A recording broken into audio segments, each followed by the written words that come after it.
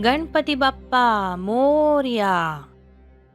कहते हैं कि कोई भी कार्य शुरू करने से पहले श्री गणेश को नमन किया जाता है, जिससे शुरू किए गए कार्य में कोई भी विघ्न न आए और वो काम पूरा हो जाए। महाराष्ट्र राज्य में 8 अति प्राचीन मंदिर भगवान गणेश के 8 शक्तिपीठ कहलाते हैं। इन मंदिरों में विराजित श्री गणेश की प्रतिमाएं स्वयंभू मानी जाती है, यानी यह मूर्तियां मानव निर्मित नहीं बल्कि प्राकृतिक है। इन सभी का विशेष उल्लेख गणेश और मुद्गल पुराण में किया गया है। इन 8 गणेश धामों की यात्रा अष्टविनायक तीर्थ यात्रा के नाम से जानी जाती है। इन पवित्र प्रतिमाओं के प्राप्त होने के क्रम के अनुसार ही अष्टविनायक की यात्रा भी की जाती है। इनका शास्त्रोक्त क्रम इस प्रकार से है। मोरगांव में स्थित मोरेश्वर, सिद्धटेक में विराजमान सिद्धेश्वर, पाली में स्थित बल्लाळेश्वर, महाड़ में विराजमान वरद विनायक, थेऊर में स्थित चिंतामणि, लेण्याद्री में विराजमान गिरिजात्मक, ओझर में स्थित विघ्नेश्वर और रांजणगांव में विराजमान श्री महागणपति। इनमें से 5 विनायक पुणे जिले में हैं, 2 रायगढ़ जिले में हैं और 1 अहमदनगर जिले में है। आइए इन्हीं अष्टविनायकों को दर्शाने वाला प्रसिद्ध श्लोक और उसका अर्थ जानते हैं। स्वस्ति श्री गणनायकं गजमुखं मोरेश्वरं सिद्धिदं बल्लाळं मुरुडे विनायकमहं चिंतामणिं थेवरे लेण्याद्रौ गिरिजात्मज सुवरदं विघ्नेश्वरम् ओझरे ग्रामे रांजण नामके गणपतिं कुर्यात् सदा मंगलम। आइए जानते हैं इसका अर्थ।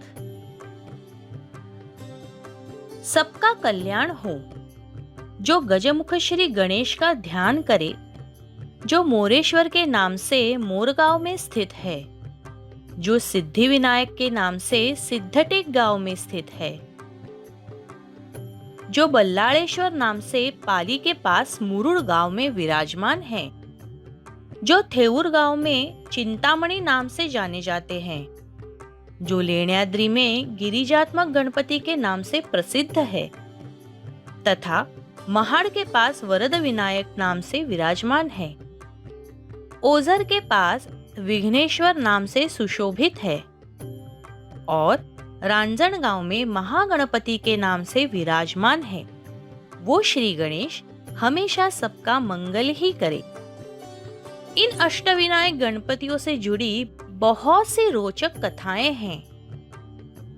आइए अब हम सभी हर एक गणपति के बारे में अधिक जानकारी प्राप्त करते हैं और उनकी कथाएं भी सुनते हैं।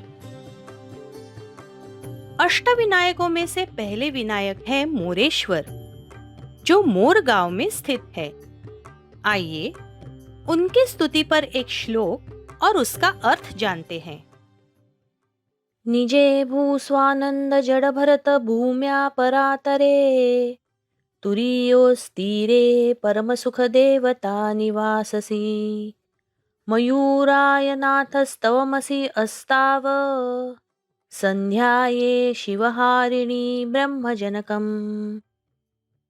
आइए अब उसका अर्थ जानते हैं। हे मोरगांव के भगवान मोरेश्वर, आप तूरी नदी के किनारे स्थित ऋषि जड़ भरत की भूमि में वास करते हैं, जिसे भूस्वानंद भी कहा जाता है। आप जो 3 गुणों से परे है, जो स्वयंभू है, जो निराकार है, जो ओंकार सदृश है और जो योग साधना के चौथे और परम स्थिति में सदा रहते हैं, वो मोरेश्वर मेरी प्रार्थना स्वीकार करे। इस मंदिर के द्वार पर शिवजी के वाहन नंदी जी की मूर्ति स्थापित है, जिसका मुंह भगवान गणेश की मूर्ति की ओर है।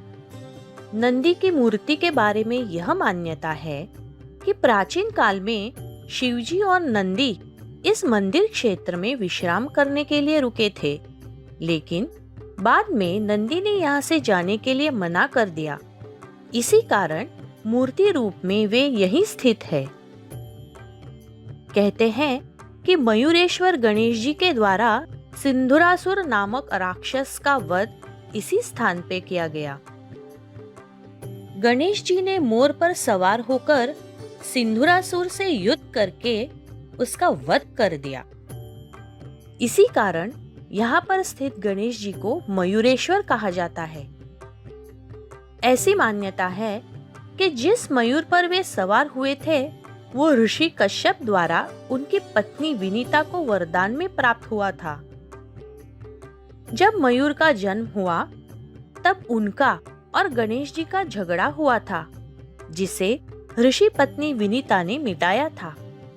तब मयूर ने गणेश जी का वाहन होना पसंद किया और अपने नाम से गणेश जी जाने जाए ऐसा वरदान प्राप्त किया।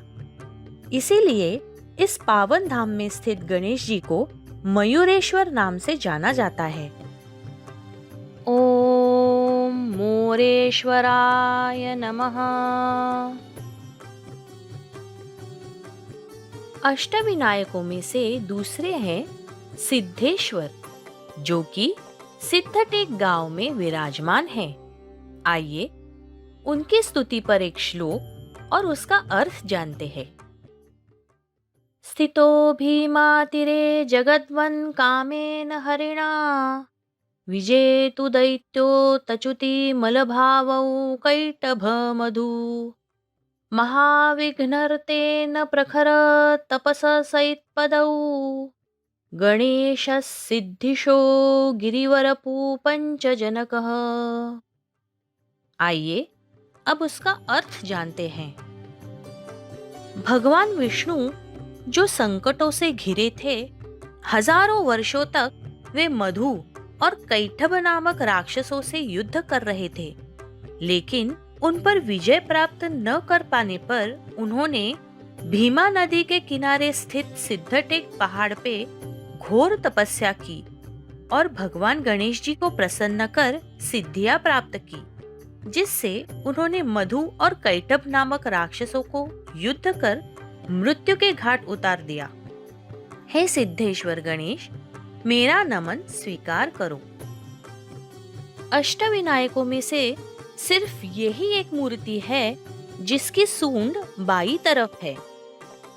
भगवान विष्णु द्वारा रचित मूर्ति कालांतर में लुप्त हो गई, लेकिन बाद में एक गडरिये ने वहां गणेश जी का आकार देखा और वहां कुछ लोगों को लेकर वहीं पर पूजा करने लगा। बाद में पेशवाओं के कारकिर्द के दौरान वहां पे मंदिर बांधा गया। क्योंकि भगवान विष्णु को यहाँ पर सिद्धियां प्राप्त हुई, इस पावन धाम में विराजमान गणेश जी का नाम सिद्धेश्वर गणेश पड़ा। ऐसे विघ्न हरने वाले गणपति के शक्तिपीठों के दर्शन पाकर अनेक भक्त अपने संकटों को हरने की प्रार्थना भगवान श्री गणेश से करते हैं। ओम सिद्धेश्वराय नमः।